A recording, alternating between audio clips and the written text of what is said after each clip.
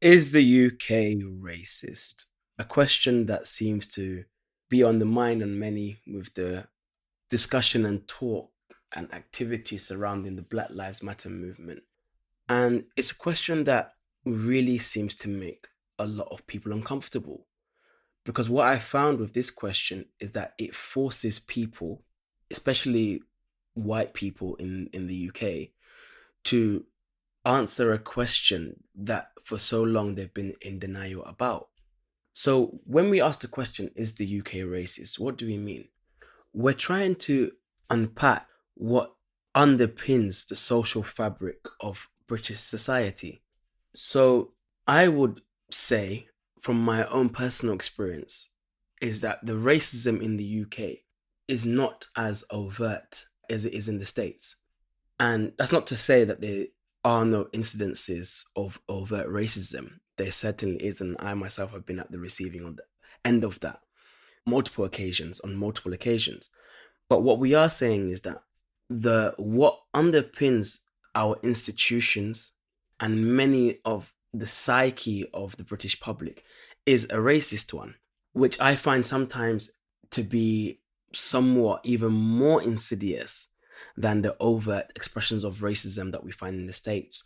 Because with the overt expressions, at least you can challenge it there and challenge it head on. You see it, someone's saying, "Oh my God, we don't get back to your country, you nigger," or this and that, or whatever it may be, and you're like, "Yep, you're racist. I can tell you why you're racist." I feel like the British way is that so much so, and I do believe it's been deliberate, is that the racism is just covert, and we're sold a dream or an image that well, the progress has been amazing, and we've come so far, and there was something called the British Empire, but let's not think about that, and I feel like it's been deliberate from our schooling system, because I find that we don't tell the truth in our schools. How many of us who went to British schools really understand or know the extent of the British Empire, or the extent of and how deep colonization went? I mean, even before we speak about the British Empire and colonization, many people in the UK don't even know the extent of Britain's involvement in the transatlantic slave trade. When we think of slavery, and this is what we're even taught in school, we're taught from an American perspective. Oh, this is what happened in America, and then we had someone called Abraham Lincoln, then there was the Civil War, then there was the Reconstruction period, and whatever it may be. And it's very Americanized. And I feel like that's to absolve the UK from the crimes that they perpetrated. So we know for a fact, and again, and even when the slave trade is spoken from the British context and the British involvement, pay attention to how it's spoken about. It's spoken from an angle of altruism. So, for example, we're told that, well, oh yeah, British people, the British government was involved in slavery, but however, after some time, there was murmurings of abolition, and as almost like as if, again, they came and saved the day. Yes, they were wrong, but they weren't wrong for long. I mean, 200 years, but cool, fine. They weren't like wrong for long, yeah, as I like to say. But again, that is deliberate misinformation, because what you find that the kind of ending of slavery comes in conjunction to the start of the Industrial Revolution.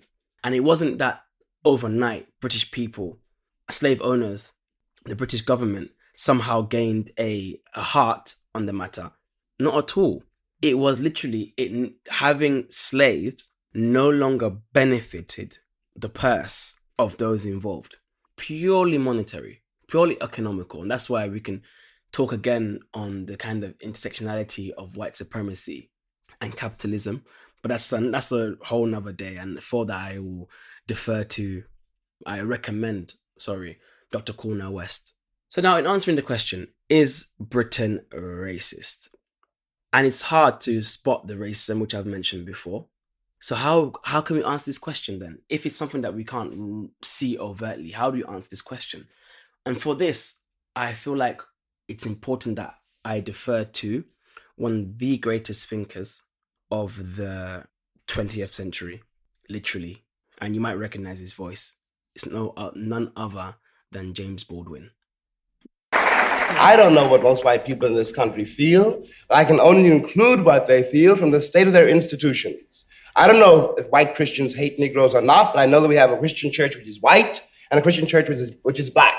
I know, as Malcolm X once put it, that the most segregated hour in American life is high noon on Sunday. That says a great deal for me about a Christian nation. It means that I can't afford to trust most white Christians and certainly cannot trust the Christian church.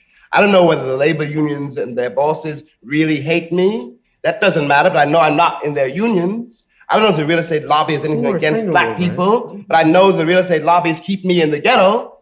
I don't know if the Board of Education hates black people, but I know the textbooks they give my children to read and the schools that we have to go to. Now, this is the evidence. You want me to make an act of faith, risking myself, my wife, my woman, my sister, my children, on some idealism which you assure me exists in America, which I have never seen. And there we have it, the amazing intellectual heavyweight James Baldwin, who instructs us to look, when we're talking about racism, we have to move away from the micro and assess the macro, because there is kind of this interplay between the macro and the micro, meaning that the micro informs the macro and the macro informs the micro. And I feel like in the UK, people of colour, particularly black people, we fall into the trap of saying, okay, well, I'm all right in where I live. I haven't experienced racism where I live. White people or people who of this country have been good to me. Heck, I've even dated some in my past. And all these things that you hear, somehow people believe that this counts as substantive evidence of the UK not being racist. And I find that extremely problematic, because the reality on the ground doesn't seem to correlate to the so-called experiences of many people of color or many black people. So, for example, we know in the UK, let's do in the vein of what James Baldwin is talking about. Let's do what he said. Let's look at the evidence. So, what does the evidence tell us about the UK? It first and foremost tells us that black people are more likely to be stopped and searched.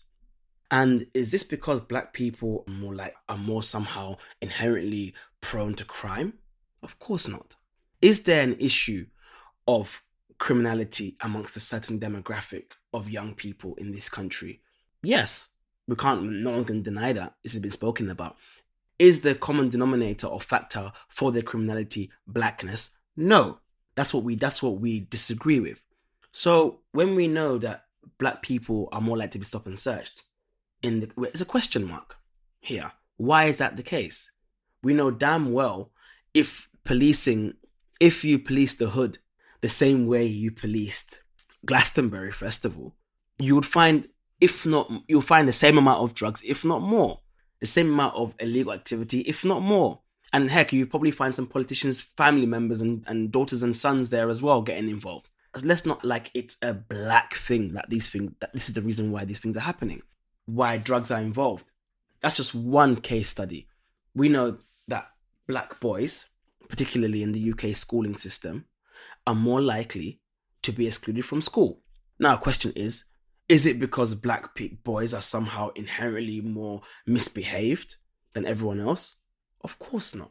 So what is it about the interaction between the interplay and interaction between black boys in school and their perceived misbehavior? What's going on here? It's a question mark. And why is it targeted at black boys? Again, it's a question mark that we have to answer. Why is it that black women in the UK are more likely to die during childbirth? Is it because black women just can't handle childbirth? That they're somehow weaker to their white counterparts?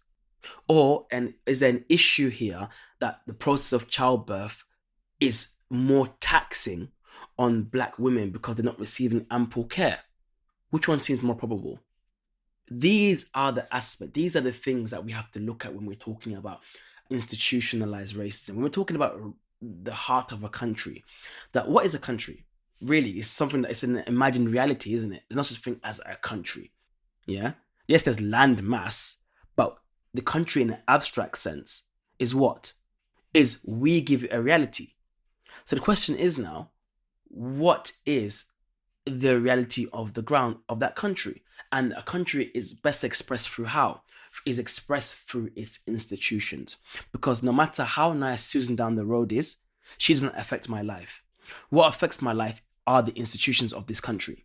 And almost at every level of society in the UK in 2020 in the British society, disadvantages or is geared to disadvantage people of color and particularly black people. I remember there was a survey done that if you have an ethnic sounding name or a black sounding name with the same grade, same CV, as in you achieve the same grades, you're less likely to be admitted to Oxford University. What is that other than institutionalized racism, targeted racism? And the examples are many. This is just the UK context. I mean, America is the same, but amplified to the nth degree. So now let's look at our recent referendum. Well, not so recent now, but it feels like recent because we're still talking about it and nothing's been achieved. Brexit. First of all, look at the demographics of Brexit.